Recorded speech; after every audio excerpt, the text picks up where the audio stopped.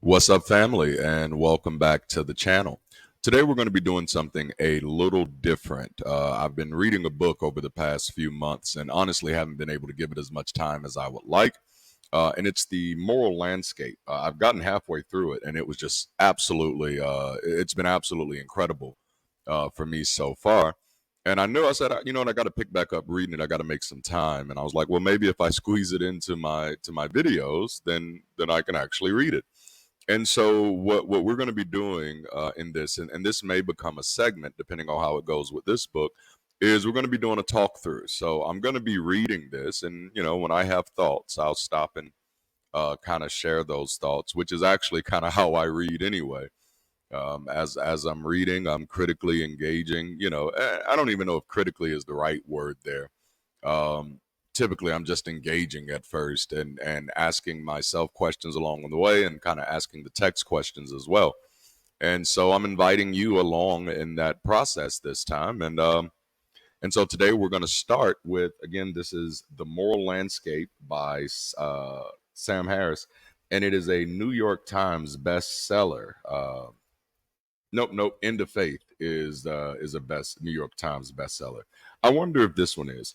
The subtitle is How Science Can Determine Human Values. And this book was actually given to me as a gift when I was participating in a documentary that is yet to be released by David Cohen. He pulled this one out of his personal library. So this is one of the few physical copies of a book that I have. I have a few physical copies of different books, but not a lot. The majority of my books are digital copies, primarily because they're easier for me to access and they're more easily available. But we have a physical copy today, and so I'm going to be reading it. So before we jump into this, make sure to like the video, subscribe to the channel, hit that alert notification bell. Consider one of the many ways to join, connect, to support this community, and check out the almighty merch. All right, so said all of that, we're going to be picking up in the introduction of The Moral Landscape. Let's read through it and talk through it, I guess. So let's see. The people of Albania have a venerable tradition of vendetta called Kanu. Let me make sure I'm reading that right. See, now I'm going to have to pick up the book. Now you're going to realize that I have elder eyes. So even with the glasses on, I got to pull it up closely. Yep. I tried to read it without the glasses. It's not close enough for that. All right. So I'm going to start that over. The people of Albania have a venerable tradition of vendetta called Kanun. If a man commits a murder, his victim's family can kill any one of his male relatives in reprisal. If a boy has the misfortune of being the son or brother of a murderer, he must spend his days and nights in hiding, foregoing a proper education, adequate health care, and the pleasures of a normal life. Untold numbers of Albanian men and boys live as prisoners of their homes even now. Can we say that the Albanians are morally wrong to have structured their society in this way? Is their tradition of blood feud a form of evil? Are their values inferior to our own? Most people imagine that science cannot pose, much less answer questions of this sort. How could we ever say, as a matter of scientific fact, that one way of life is better or more moral than another? Whose definition of better or moral would we use? While many scientists now study the evolution of morality as well as its underlying neurobiology, the purpose of their search is merely to describe how human beings think and behave. No one expects science to tell us how we ought to think and behave. Controversies about human values are controversies about which science officially has no opinion. I will argue, however, that questions about values, about meaning, morality, and life's larger purpose are really questions about the well being of conscious creatures. Values, therefore, translate into facts that can be scientifically understood regarding positive and negative social emotions, retributive impulses, the effects of physical laws and social institutions on human relationships, the neuropsychology of happiness and suffering. The most important of these facts are bound to transcend culture, just as facts about physical and mental health do. Cancer in the highlands of New Guinea is still cancer. Cholera is still cholera. Schizophrenia is still schizophrenia. And so too, I will argue compassion is still compassion, and well-being is still well-being. And if there are important cultural difference in how people flourish, if, for instance, there are incompatible but equivalent ways to raise happy, intelligent, and creative children, these differences are also facts that must depend upon the organization of the human brain. In principle, therefore, we can account for the ways in which culture defines us within the context of neuroscience and psychology. The more we understand ourselves at the level of the brain, the more we will see that there are right and wrong answers to questions of human value. I like that start so far. That's already getting me in all the good places. Okay. So of course, we will have to confront some ancient disagreements about the status of moral truth. People who draw their worldview from religion generally believe that moral truth exists, but only because God has woven it into the very fabric of reality. While those who lack such faith tend to think that notions of good and evil must be the products of evolutionary pressure and cultural invention. On the first account, to speak of moral truth is of necessity, to invoke God. On the second, it is merely to give voice to one's apish urges, cultural biases, and philosophical confusion. My purpose is to persuade you that both sides in this debate are wrong. The goal of this book is to begin a conversation about how moral truth can be understood in the context of science. While the argument I make in this book is bound to be controversial, it rests on a very simple premise. Human well being entirely depends on events in the world and on the states of the human brain. Consequently, there must be scientific truths to be known about it.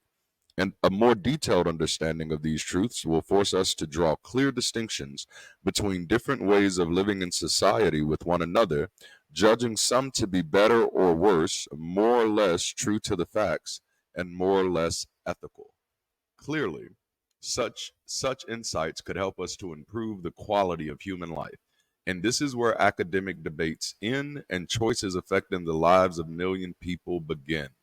I am not suggesting that we are guaranteed to resolve every moral controversy through science. Differences of opinion will remain, but opinions will be increasingly constrained by facts. And it is important to realize that our inability to answer a question says nothing about whether the question itself has an answer. Exactly how many people were bitten by mosquitoes in the last 60 seconds? How many of these people will contract malaria? How many will die as a result? Given the technical challenges involved, no team of scientists could possibly respond to such questions, and yet we know that they admit of simple numerical answers. Does our inability to gather the relevant data oblige us to respect all opinions equally? Of course not. In the same way, the fact that we may not be able to resolve specific moral dilemmas does not suggest that all competing responses to them are equally valid. In my experience, mistaking no answers in practice for no answers in principle is a great source of moral confusion. There are, for instance, 21 U.S. states that still allow corporal punishment in their schools. These are places where it is actually legal for a teacher to beat a child with a wooden board hard enough to raise large bruises and even to break the skin. Hundreds of thousands of children are subjected to this violence each year, almost exclusively in the South. Yes, I was one of those children. Needless to say, the rationale for this behavior is explicitly religious. For the creator of the universe himself has told us not to spare the rod, lest we spoil the child, according to Proverbs 13, 20, and 23. However, if we are actually concerned about human well being and would treat children in such a way as to promote it, we might wonder whether it is generally wise to subject little boys and little girls to pain, terror, and public humiliation as a means of encouraging their cognitive and emotional development. Is there any doubt that this question has an answer? Is there any doubt that it matters that we get it right?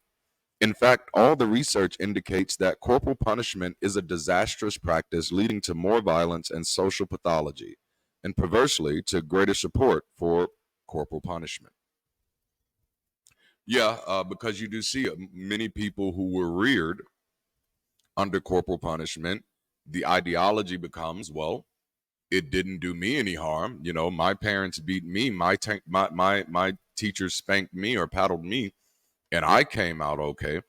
And I'd be like, well, whether or not you came out okay is still left up for debate. Let's continue. But the deeper point is that there simply must be answers to questions of this kind, whether we know them or not. And these are not areas where we can afford to simply respect the traditions of others and agree to disagree. Why will science increasingly decide such questions? Because the discrepant answers people give to them, along with the consequences that follow in terms of human relationships, states of mind, acts of violence, entanglements with the law, etc., translate into differences in our brains, in the brains of others, and in the world at large. I hope to show that when talking about values, we are actually talking about an interdependent world of facts. There are facts to be understood about how thoughts and intentions arise in the human brain. There are facts to be learned about how these mental states translate into behavior. There are further facts to be known about how these behaviors influence the world and the experience of other conscious beings. We will see that facts of this sort exhaust what we can reasonably mean by terms like good and evil. They will also increasingly fail within the purview of science and run far deeper than a person's religious affiliation. Just as there is no such thing as Christian physics or Muslim algebra, we will see that there is no such thing as Christian or Muslim morality. Indeed, I will argue that morality should be considered an undeveloped branch of science. It just gave me shivers down my spine as a person who has a hmm, I have a tendency to lean towards sociology and social science. That's speaking my language. All right. Since the publication of my first book, The End of Faith, I have had a privileged view of the cultural wars, both in the United States between secular liberals and Christian conservatives, and in Europe between largely irreligious societies and their growing Muslim populations. Having received tens of thousands of letters and emails from people at every point on the continuum between faith and doubt, I can say with some confidence that a shared belief in the limitation of reason lies at the bottom of these cultural divides. Both sides believe that reason is powerless to answer the most important questions in human life, and how a person perceives the gulf between facts and values seems to influence his views on almost every issue of social importance, from the fighting of wars to the education of children. I think we kind of see this a lot in our conversations in Sunday sessions. This rupture in our thinking has different consequences at each end of the political spectrum. Religious conservatives tend to believe that there are right answers to questions of meaning and morality, but only because the God of Abraham deems it so. They concede that ordinary facts can be discovered through rational inquiry, but they believe that values must come from a voice in a whirlwind. Scriptural literalism, intolerance of diversity, mistrust of science, disregard for the real causes of human and animal suffering, too often, this is how the division between facts and values expresses itself on the religious right. Secular liberals, on the other hand, tend to imagine that no objective answers to moral questions exist. While John Stuart Mill might conform to our cultural ideal of goodness better than Osama bin Laden does, most secularists expect that Mill's idea about right and wrong reach no closer to the truth. Multiculturalism, moral relativism, political correctness, tolerance, even of intolerance, these are the familiar consequences of separating facts and values on the left. It should concern us that these two orientations are not equally empowering. Increasingly, secular democracies are left supine before the unreasoning zeal of old time religion. The juxtaposition of conservative dogmatism and liberal doubts account for the decade that has been lost in the United States to a ban on federal funding for embryonic stem cell research, which really is a travesty. It explains the years of political distraction we've suffered and will continue to suffer over issues like abortion and gay marriage. It lies at the bottom of current efforts to pass anti-blasphemy laws at the United Nations, which would make it illegal for citizens of member states to criticize religion. It has hobbled the West in its generational war against radical Islam, and it may yet refashion the society of Europe into a new caliphate. Knowing what the creator of the universe believes about right and wrong inspires religious conservatives to enforce this vision in the public sphere at almost any cost. Not knowing what is right or that anything can ever be truly right often leads secular liberals to surrender their intellectual standards and political freedoms with both hands. Now, I do want you to notice that that is one of the reasons why I do the type of content that I do on my channel is definitely targeted towards people who are either already deconstructing, deconverted, or have just been on this side for a while. And the challenge that's kind of laced in many of my videos is to stop giving Christianity a pass. And I think that's kind of what Sam is saying here, that in many kinds of times we just go to this agree to disagree place, and we just kind of surrender, like, well, you can't really know what's right or wrong here. And I'm like, well, you can't know if you're not trying to know. But for those of us who are trying to know, some of these answers have become fairly obvious. But you do have to pay attention to get the answers. And I think that's one of the biggest disingenuous tactics of Christianity, is to pretend to know answers that it actually hasn't tried to know. All right. The scientific community is predominantly secular and liberal, and the concession that scientists have made to religious dogmatism have been breathtaking. As we will see, the problem reaches as high as the National Academies of Science and the National Institutes of Health. Even the journal Nature, the most influential scientific publication on Earth, has been unable to reliably police the boundary between reasoned discourse and pious fiction. I recently reviewed every appearance of the term religion in the journal going back 10 years and found that Nature's editors have generally accepted Stephen Jay Gould's doomed notion of non overlapping magisteria, the idea that science and religion, properly construed, cannot be in conflict because they constitute different domains of experience. As one editorial put it, problems arise only when these disciplines stray onto each other's territories and store up trouble. The underlying claim is that while science is the best authority on the workings of the physical universe, religion is the best authority on meaning, values, morality, and the good life. I hope to persuade you that this is not only untrue, it could not possibly be true. Meaning, values, morality, and the good life must relate to facts about the well being of conscious creatures, and in our case, must lawfully depend upon events in the world and upon states of the human brain. Rational, open ended, honest inquiry has always been the true source of insight into such processes. Faith, if it is ever right about anything, is right by accident. That is so true. Like, even when you think of the more the more kind of gratuitous, or the more graceful definitions of faith, where you give it some room to be accepted amongst humanists and secularists, it's still just going to be right by accident.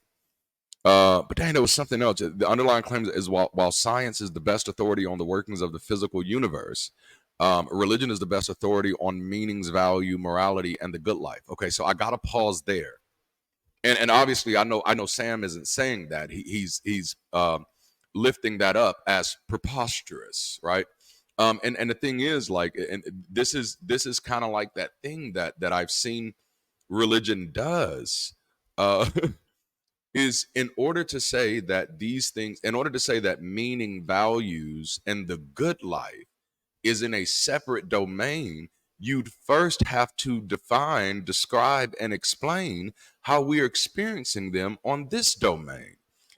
If we are having a physical engagement with the world around us, if we're living in a physical world, then everything that we are experiencing is by definition a physical, or even better, natural experience. So separating these into two separate domains, again, kind of goes back to Sam's earlier point, is us really surrendering reason to be gracious. And that's just never a good reason to suspend reason, you know? Suspend reason for entertainment. That's called the suspension of non-belief. You want to watch Superman and believe that Superman's flying for those hour and 57 minutes, fine. But let's not be suspending reason to be gracious. That actually kind of undermines the whole purpose of graciousness.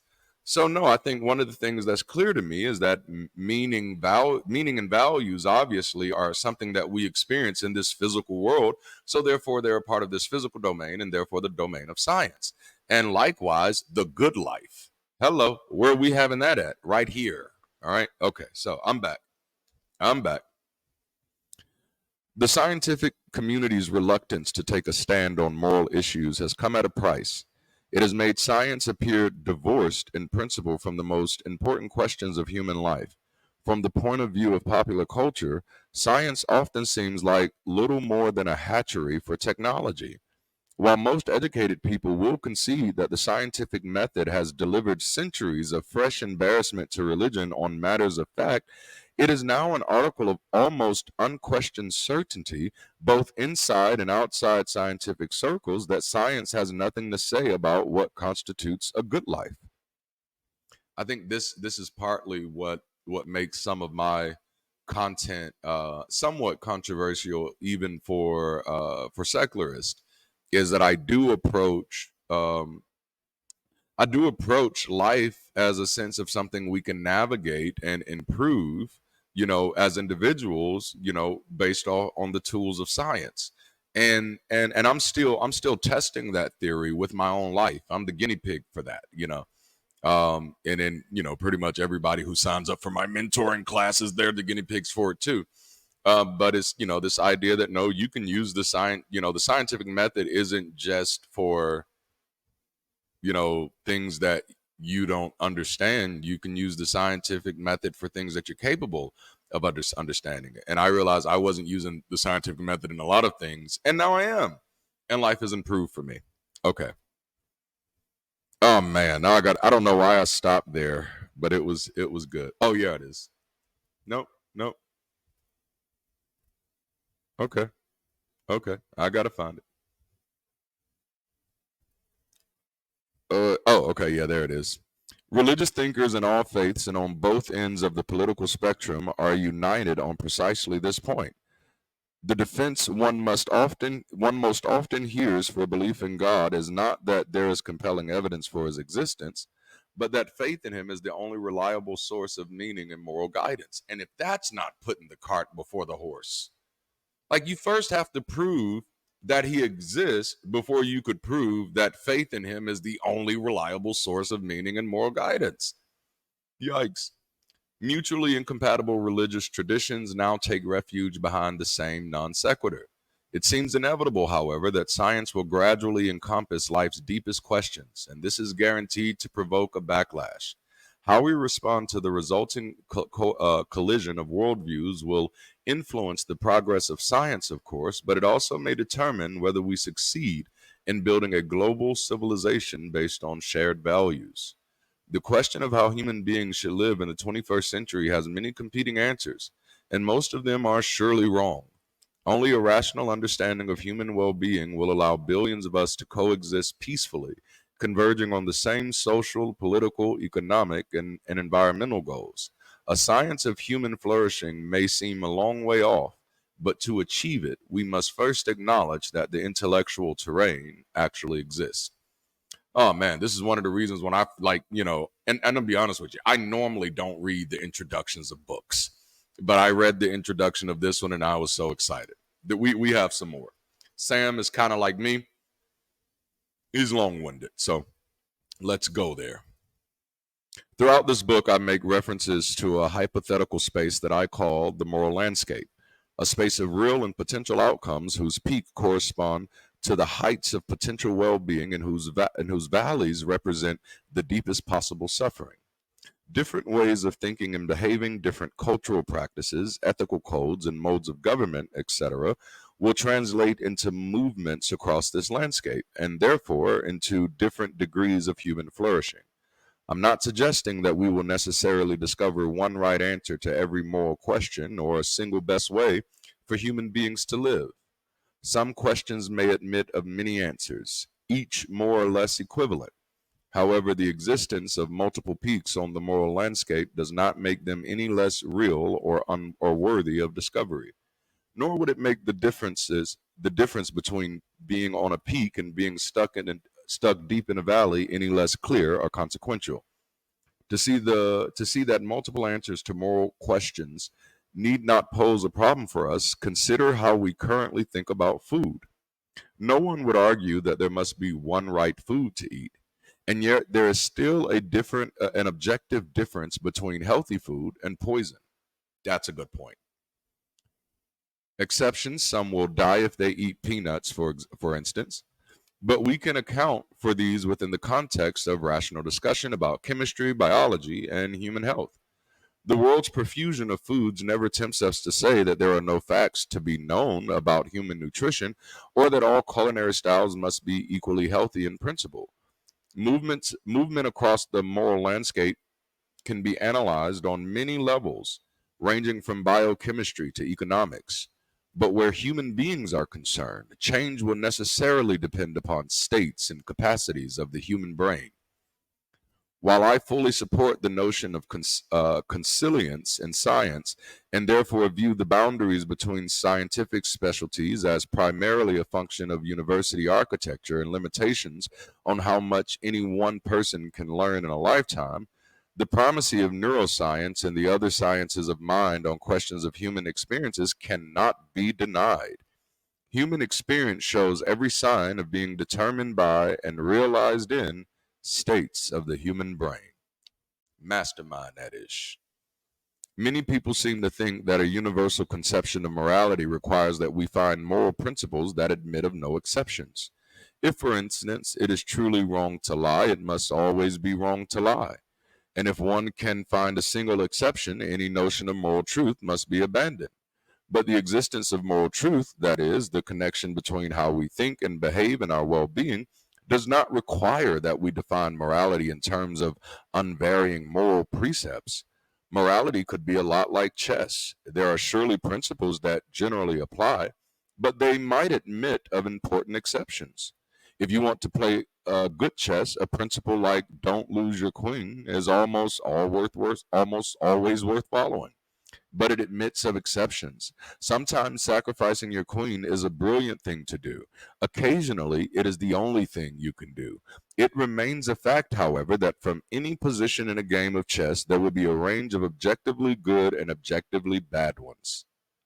If there are objective truths to be known about human well-being, if kindness, for instance, is generally more conducive to happiness than cruelty is, then science should one day be able to make very precise claims about which of our behaviors and uses of attention are morally good, which are neutral, and which are worth abandoning.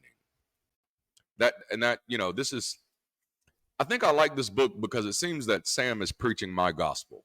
Because this is definitely what I share with a lot of my students, with a lot of my clients, and a lot of the teams that I work with when it comes to organizations and companies. All right, let's continue. Trying to make sure that the book isn't too much in the camera, while at the same time make sure it's close enough for me to see. While it is too early to say that we have a full understanding of how human beings flourish, a piecemeal account is emerging. Consider, for instance, the connection between early childhood experience, emotional bonding, and a person's ability to form healthy relationships later in life. We know, of course, that emotional neglect and abuse are not good for us, psychologically or socially. We also know that the effects of early childhood experience must be realized in the brain. Research on rodents suggests that parental care, social attachment, and stress regulations are governed in part by the hormones vasopressin and oxytocin because they influence activity in the brain's reward system. When asking why early childhood neglect is harmful to our psychological and social development, it seems reasonable to think that it might result from a disturbance in this same system.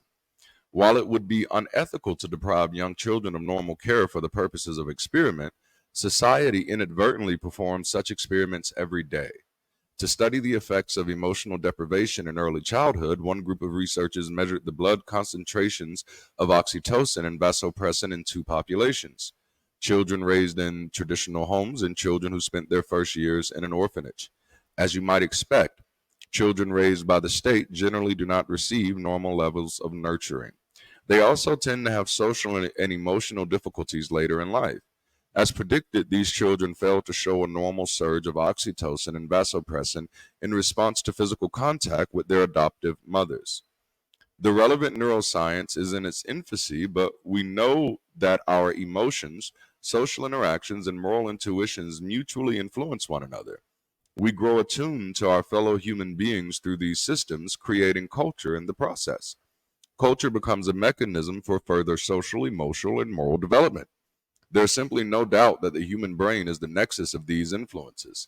Cultural norms influence our thinking and behavior by altering the structure and function of our brains. Do you feel that sons are more desirable than daughters? Is obedience to parental authority more important than honest inquiry? Would you cease to love your child if you learned that he or she was gay? The ways parents view such questions and the subsequent effects in the lives of their children must translate into facts about their brains. My goal is to convince you that human knowledge and human values can no longer be kept apart. The world of measurement and the world of meaning must eventually be reconciled, and science and religions, being antithetical ways of thinking about the same reality, will never come to terms. As with all matters of fact, differences or of opinion on moral questions merely reveal the incompleteness of our knowledge. They do not oblige us to respect a diversity of views indefinitely. I do like the way he said that. See how many more. I forgot. Told you, Sam is long winded. I got to see how many pages I'm reading because I still am in the heat. Yep, we got a good bit. Okay. So, the 18th century Scottish philosopher David Hume famously argued that no description of the way the world is can tell us how we ought to behave. Following Hume, the philosopher G.E. Moore declared that any attempt to locate moral truths in the natural world was to commit a naturalistic fallacy. Moore argued that goodness could not be equated with any property of human experience because it would because it would always be appropriate to ask whether the property on offer was good itself. If, for instance, we were to say that goodness is synonymous with whatever gives people pleasure, it would still be possible to worry whether a specific instance of pleasure is actually good. This is known as Moore's open question argument. And while I think this verbal trap is easily avoided when we focus on human well being, most scientists and public intellectuals appear to have fallen into it. Other influential philosophers, including Karl Popper, have echoed Hume and Moore on this point, and the effect has been to create a firewall between facts and values through our intellectual discourse. While psychologists and neuroscientists now routinely study human happiness, positive emotions, and moral reasoning, they rarely draw conclusions about how human beings ought to think or behave in light of their findings. In fact, it seems to be generally considered intellectually disreputable, even vaguely authoritarian. Yeah, I can get that. For a scientist to suggest that his or her work offers some guidance about how people should live. The philosopher and psychologist Jerry Fodor crystallizes the view. Science is about facts, not norms. It might tell us how we are, but it couldn't tell us what is wrong with how we are. There couldn't be a science of the human condition. And that statement, like even the younger me, I would say, why couldn't there be a science of the human condition? What absolute reason have we? I'm not saying that there could be, but I'm not saying that there couldn't be either. And that's kind of where I live. I have a detachment from things that I don't have enough reason to attach to. While it is rarely stated this clearly, this faith in the intrinsic limits of reason is now the received opinion in intellectual circles. Despite the reticence of most scientists on the subject of good and evil, The scientific study of morality and human happiness is well underway. This research is bound to bring science into conflict with religious orthodoxy and popular opinion, just as our growing understanding of evolution has. Because the divide between facts and values is illusory in at least three senses. Whatever can be known about maximizing the well being of conscious creatures, which is, I will argue, the only thing we can reasonably value, must at some point translate into facts about brains and their interactions with the world at large. Two, the very idea of objective knowledge, i.e., knowledge acquired through honest observation and reasoning, has values built into it, as every effort we make to discuss facts depends upon principles that we must first value. For example, logical consistency, reliance on evidence, parsimony, etc. And three, beliefs about facts and beliefs about values seem to have a common system for judging truth and falsity in both domains. I will discuss each of these points in greater detail below, both in terms of what there is to know about the world and the brain mechanisms that allow us to know it. We will see that a clear boundary between facts and values simply does not exist. Many readers might wonder how we can base our values on something as difficult to define as well being. It seems to me, however, that the concept of well being is like the concept of physical health. It resists precise definition, and yet it is indispensable. In fact, the meanings of both terms seem likely to remain perpetually open to revision as we make progress in science. Today, a person can consider himself physically healthy if he is free of detectable disease, able to exercise, and destined to live into his 80s without suffering obvious decrepitude. But this standard may change. If the biogerontologist Aubrey de Grey is correct in viewing aging as an engineering problem that admits of a full solution, being able to walk a mile on your 100th birthday will not always constitute health. There may come a time when not being able to run a marathon at age 500 will be considered a profound disability. Such a radical transformation of our view of human health would not suggest that current notions of health and sickness are arbitrary, merely subjective, or culturally constructed. Indeed, the difference between a healthy person and a dead one is about as clear as consequential a distinction as we ever make in science. The differences between the heights of human fulfillment and the depths of human misery are no less clear, even if new frontiers await us in both directions. If we define good as that which supports well-being, as I will argue, as I will argue, we must, the regress initiated by Moore's open question argument really does stop. While I agree with Moore that it is reasonable to wonder whether maximizing pleasure in any given instance is good, it makes no sense at all to ask whether maximizing well being is good.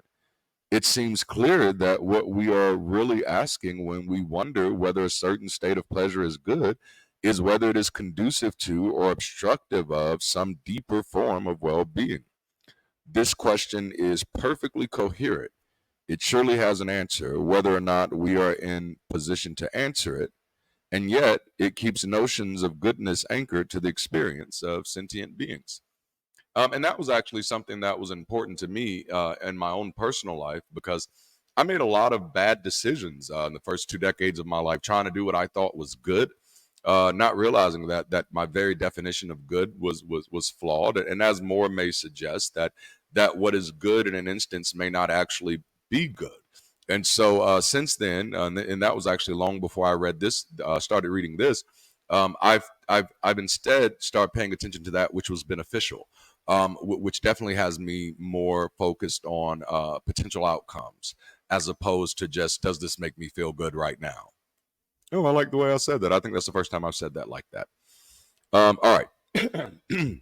It's almost a defense. It's almost like intentional delayed gratification or something. No, it's a defense. It's a defense against instant gratification in a sense. All right. So defining goodness in this way does not resolve all questions of value. It merely directs our attention to what values actually are, the set of attitudes, choices, and behaviors that potentially affect our well being, as well as that of other conscious minds. While this leaves the question of what constitutes well being genuinely open, there is every reason to think that this question has a finite range of answers. Given that change in the well being of conscious creatures is bound to be a product of natural laws, We must expect that this space of possibilities, the moral landscape, will increasingly be illuminated by science. It is important to emphasize that a scientific account of human values, i.e., one that places them squarely within the web of influences that link states of the world and states of the human brain, is not the same as an evolutionary account. Most of what constitutes human well being at this moment escapes any narrow Darwinian calculus. While the possibilities of human experience must be realized in the brains that evolution has built for us, our brains were not designed with a view to our ultimate fulfillment. This is something that I try to remind people of so often. Evolution could never have foreseen the wisdom or necessity of creating stable democracies, mitigating climate change, saving other species from extinction, containing the spread of nuclear weapons, or of doing much else that is now crucial to our happiness in this century. As the psychologist Steven Pinker has observed, if conforming to the dictates of evolution were the foundation of subjective well being, most men would discover no higher calling in life than to make daily contributions to their local sperm bank. I get it. After all, from the perspective of a man's genes, there could be nothing more fulfilling than spawning thousands of children without incurring any associated cost or responsibilities. But our minds do not merely conform to the logic of natural selection. In fact, anyone who wears eyeglasses or uses sunscreen has confessed his disinclination to live the life that his genes have made for him. I'm going to stop right there just for a quick moment to say that's something I realized about me one day, because there was a version of me before, when I was a believer. I was very much anti-medication. I didn't preach it, but it was me. Like, I didn't take medications. I didn't do medicine or anything. I was definitely no God heals me and all of this stuff. I was against this idea of people doing all types of things to enhance their lives. And then one day I realized that, like, I've literally been a transhumanist ever since I was in the fourth grade, in the sense that I've needed glasses to help me see, ever since I was in the fourth grade. So I was being hypocritical in that way. But I do like that Sam made that point, that none of us, that most of us, when given the chance, really aren't even just sticking with the fate that genes handed down to us. If there's a way to improve our condition, and it is not socially frowned upon, we typically do so. Other than being called four-eyed for a long time, which that seems not to be a thing anymore for young children, which that was the thing that did make it very uncomfortable for some children to be willing to, let their parents know that they were having vision problems. And so, all right, so that was a little rabbit trail. While we have inherited a multitude of yearnings that probably helped our ancestors survive and reproduce in small bands of hunter-gatherers, much of our inner life is frankly incompatible with our finding happiness in today's world. The temptation to start each day with several glazed donuts and to end it with an extramarital affair might be difficult for some people to resist, for reasons that are easily understood in evolutionary terms. But there are surely better ways to maximize one's long-term well-being. I hope it is clear that the view of good and bad I am advocating, while fully constrained by our current biology, as well as by its future possibilities, cannot be directly reduced to instinctual drives and evolutionary imperatives. As with mathematics, science, art, and almost everything else that interests us, our modern concerns about meaning and morality have flown the perch built by evolution. The human brain is an engine of belief. Our minds continually consume, produce, and attempt to integrate ideas about ourselves and the world that purport to be true. Iran is developing nuclear weapons. The seasonal flu can be spread through casual contact. I actually look better with gray hair. What must we do to believe such statements? What, in other words, must a brain do to accept such propositions as true? This question marks the intersection of many fields: psychology, neuroscience, philosophy, economics, political science, and even jurisprudence. Belief also bridges the gap between facts and values. We form beliefs about facts, and belief in this sense constitutes most of what we know about the world through science, history, journalism, etc. But we also form beliefs about values, judgments about moralities, meaning, personal goals, and life's larger purpose. While they might differ in certain respects, beliefs in these two domains share very important features. Both types of beliefs make tacit claims about right and wrong, claims not merely about how we think and behave, but about how we should think and behave. Factual beliefs like water is 2 parts hydrogen and 1 part oxygen, and ethical beliefs like cruelty is wrong, are not expressions of mere preference. To really believe either proposition is also to believe that you have accepted it for legitimate reasons. It is therefore to believe that you are in compliance with certain norms, that you are sane, rational, not lying to yourself, not confused, not overly biased, etc. When we believe that something is factually true or morally good, we also believe that another person similarly placed should share our belief. This seems unlikely to change. In chapter 3, we will see that both the logical and neurological properties of belief further suggest that the divide between facts and fallacy is illusory. And we will end there for today. I will pick up on the bad life and the good life of the introduction of the moral landscape next week as you're getting ready to start hearing my lawn man working on the yard. But thank you for hanging out with me in this video. I hope you enjoyed this reading. Let me know what you think about segments like these, and we'll consider whether or not we'll continue these and add some more books and things of that nature. And of course, if you have some books that you'd like to suggest, let your boy know, and I'd be more than willing to consider it. All right, y'all. Until next time, keep rising, stay progressive, and stay absolutely beautiful. Stay cool out there. I'll holla.